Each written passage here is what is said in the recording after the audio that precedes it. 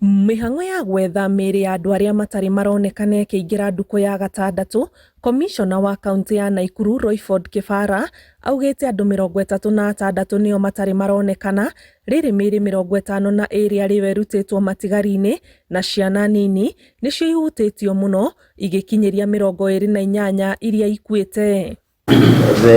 The number of reported missing cases are 36.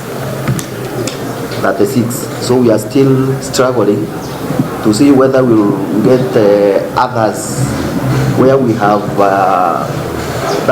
those deposits of mats and other facilities. That's why I'm saying we are still on. Minister wa Maai Njerũ ũrĩa ũcereirie arĩa mahutĩtio nĩ mũtino ũyũ cukuru-inĩ wa Ngea Secondary kũrĩa mahetwo wĩikaro kwa ihinda augĩte thirikari ĩrĩcemba kũmũrĩka damu nene gũkũ bũrũri-inĩ kumana na mbura ĩrĩa ĩkoretwo ĩkiura. We are in the process of mapping out mega dams. In fact, we intend to do 100 mega dams. We also intend to do 1,000 small and medium dams and rehabilitate the social dams that we've been having and also the colonial dams.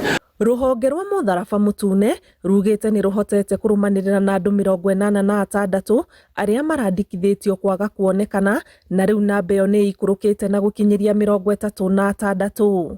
Is that yesterday we did a surveillance with our drones right from where we have the old Kijabe where the water started through the 15-kilometer stretch.